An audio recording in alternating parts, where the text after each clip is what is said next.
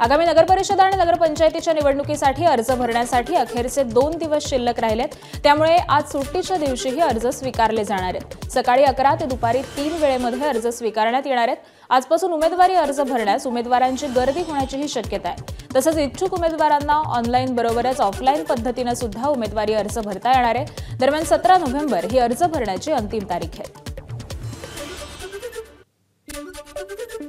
मुंबई महापालिका निवडणुकीसाठी मनसेच्या बैठकींचं सत्र सुरू झालंय। आज राज ठाकरेंच्या शिवतीर्थ निवासस्थानी मनसेची बैठक पार पडणार आहे। मुंबई महापालिकेच्या प्रत्येक विभागाची चाचपणी मनसेकडून सुरू आहे। यावरती आज बैठकीमध्ये चर्चा केली जाणार असल्याची माहिती आहे।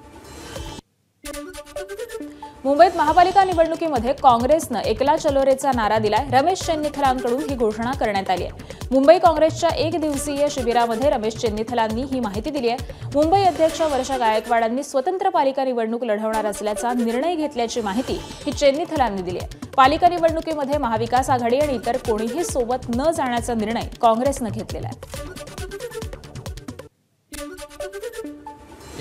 मुंबई महानगर पालिका के चुनाव में कांग्रेस पार्टी अकेले लड़ेंगे। 227 सीटों में लड़ेंगे। हमारे जिला Congress committee, block Congress committee और पदाधिकारी सारे लोगों की इच्छा यही है कि अकेला लड़ना क्या है, हम अकेले लड़ेंगे। So local body election locally decide करेगा। सो लोकली हमारे पदाधिकारी, नेता, कार्यकर्ता सारे लोग अकेले सारे सबने डिमांड किया कि अकेले लड़ना है, तो हमने उसको मान लिया। कोई नाराजगी नहीं। कांग्रेस एक साथ है, कांग्रेस यूनाइटेड है, कांग्रेस में कोई प्रॉब्लम नहीं है। आप देख रहे हैं ना, सारे लोग एक साथ काम करते हैं। ॲज अ काँग्रेस पार्टी म्हणून आमचं साधा सिंपल म्हणणं आहे की देशाचं संविधान आणि या मुंबईकर, शेवटी मुंबईकर हे सगळे मुंबईमध्ये आलेली सगळी मंडळी आहेत। त्या मुंबईकरांनी सगळ्यांनी मुंबईच्या विकासामध्ये हातभार दिलेला आहे। त्यामुळे मला असं अपेक्षा आहे की मुंबईला जर आपल्याला सर्वांना पुढे घेऊन जायचं असेल तर सगळ्यांची एकत्र येणं काम करण्याची आवश्यकता आहे। पण जसं तुम्ही प्रश्न विचारला त्याचं उत्तर मी तुम्हाला हेच देईन की ज्या पक्षांची मारधाडीची भाषा असते किंवा जे पक्ष इतरांवरती जे हल्ले करतात किंवा छोट्या छोट्या लोकांना त्रास देण्याचं काम करतात आणि एक धमकी देण्याचं काम करतात त्यांच्यावर काँग्रेस पार्टी जाऊ शकत नाही। शिवसेनेने त्याचा निर्णय घ्यावा, त्यांनी काँग्रेसवर यायचं, कुठे जायचं। आता ह्यांच्या नेत्यांनी बिहारचं एकंदर झालेलं राज बघूनही त्यांना वाटत असेल अशा पद्धतीने जावं, तर त्यांना कोणी थांबवू नाही शकत। त्यांचे वरिष्ठ थांबवू शकतात। दरम्यान काँग्रेसने दिलेल्या एकला चलो रेच्या नाऱ्यावरती विजय वडेट्टीवारांनी प्रतिक्रिया दिली आहे। आघाडीबाबत स्थानिक पातळीवर चर्चा करून निर्णय घ्यायचा असं पहिलेच ठरलेलं होतं। स्थानिक कार्यकर्त्यांना न्याय मिळावा अशी आमची भूमिका होती आणि त्यामुळेच एकला चलो रेचा नारा दिला असावा असं वडेट्टीवारांनी म्हटलंय। स्थानिक स्तरावर चर्चा करून आघाडीबाबत, युतीबाबत निर्णय घ्यायचा। मुंबईच्या सर्व नेत्यांशी चर्चा केल्यानंतर त्यांचा एकत्रित सूर निघाला की आपण इथे स्वतंत्र लढलं पाहिजे आणि त्यांच्याशी चर्चा केल्यानंतर कदाचित आमच्या प्रभारींनी तो निर्णय घेतला असावा। काँग्रेसचा महापौर व्हावा यासाठी आम्ही नक्की प्रयत्न करणार। आम्ही जिंकण्यासाठी लढतोय। काँग्रेस नेते बाळासाहेब थोरातांनी प्रतिक्रिया दिली आहे। महापौर काँग्रेसचाच होईल। काँग्रेस हा राष्ट्रीय पक्ष असून आम्हीच जिंकणार असा निर्धार थोरातांनी केला आहे। मुंबईचा निर्णय तर इथे स्वतः आमचे प्रभारी चेन्नीथलाजींनीच सांगितलेला आहे। तर त्या अधिकृत पद्धतीने त्यांनी हे बोललेलं आहे आणि म्हणून इथे तर निश्चितपणे एकटं लढण्याचा निर्णय तो आहे आणि योग्य निर्णय त्यांनी घेतलेला आहे। आम्ही जिंकण्याकरताच लढतो आहोत आणि त्यामध्ये महापौर काँग्रेसचा व्हावा याकरता 100% आम्ही प्रयत्न करणार, यशस्वी होणार। नगरपालिका आणि नगरपंचायत निवडणुकीचे अर्ज भरण्यासाठी 2 दिवस बाकी असताना अद्याप महाविकास आघाडी किंवा महायुतीचं गणित बहुतांश ठिकाणी जुळलेलं नाही। काही ठिकाणी तर मित्रपक्षांमध्येच धुसफूस आहे आणि या सर्व घडामोडींमध्ये पुन्हा एकदा शरद पवारांनी एक मोठी खेळी केली आहे। पवारांनी त्यांचे नेते आणि कार्यकर्त्यांना सरप्राईज देत स्थानिक पातळीवरती युती करण्यासाठी मोकळीक देऊन टाकली आणि हा फ्री हँड देताना शरद पवारांनी कोणतीही अट सुद्धा ठेवलेली नाही। त्यामुळे शरद पवारांच्या पक्षाच्या पदाधिकाऱ्यांना स्थानिक पातळीवरती अजित पवारांच्या राष्ट्रवादी सोबत युती करण्यास देखील मुभा असणार आहे। असं असलं तरी काही दिवसांपूर्वी मुंबईत झालेल्या एका बैठकीमध्ये पवारांनी भाजप सोबत युती करायची नाही अशा सूचना पदाधिकाऱ्यांना दिल्याची माहिती सूत्रांनी दिली होती। त्यामुळे आता स्थानिक पातळीवरती पवारांच्या राष्ट्रवादीचे पदाधिकारी भाजप सोबत युती करणार का हे येत्या काही दिवसांमध्ये स्पष्ट होणार आहे। या निवडणुकीत पक्ष म्हणून आपण कधी जात नसतो। याच्या आधीच्या निवडणुकीत आम्ही पार्टी म्हणून या निवडणुका लढवल्या होत्या आणि म्हणून राष्ट्रवादी काँग्रेस पक्ष शरद पवार याच्या वतीने आम्ही निकाल घेतला की त्या तालुक्यात किंवा त्या जिल्ह्यात पक्षाचे जे सरकारी आहेत स्थानिक स्थितीवरून त्यांनी निर्णय घ्यावा, हा अधिकार त्यांना. कार्यकर्ते टिकवण्यासाठी शरद पवारांनी कार्यकर्त्यांना मोकळीक दिली आहे. कार्यकर्त्यांवरती बंधन घातलं तर आहेत ते पळून जातील आणि पक्ष डुबेल असा खोचक टोला रावसाहेब दानवेंनी लगावलाय. शेवटी काय तर कार्यकर्ते टिकले पाहिजेत अशी टीका देखील दानवेंनी केली आहे. 10 आमदार निवडून आले, त्यातले 4 सोलापूरमधलेच आहेत, 6 सारे राज्यातले आहेत.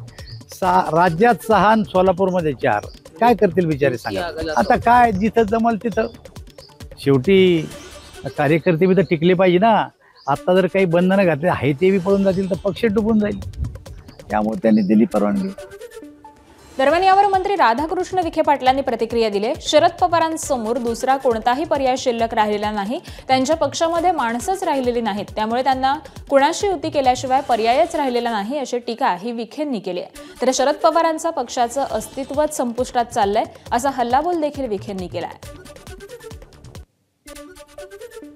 आपल्या स्वतः पक्ष जर माणसंच राहिले नाहीये तर कोणाशी पर्याय केल्याशिवाय त्यांना दुसरं कोणता पर्याय आहे. असंही त्यांचं पक्षाचं अस्तित्व संपुष्टात चाललेलं आहे. त्यांनी ते काळच वेळीच ओळखलेलं दिसतं मला वाटतं.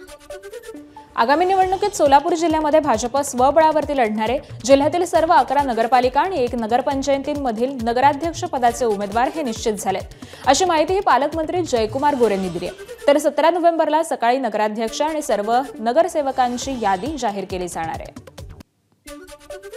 पक्ष म्हणून या जिल्ह्यातल्या 12च्या 12 ठिकाणी नगराध्यक्ष पदाचे उमेदवार हे कमळ चिन्हावरचे असतील आणि त्यासोबत त्या विभागामध्ये त्या गावामध्ये आम्ही स्थानिक पक्षांना काही सोबत घेऊन आघाडी आम्ही करू, परंतु नगराध्यक्ष हे चिन्हावर असतील.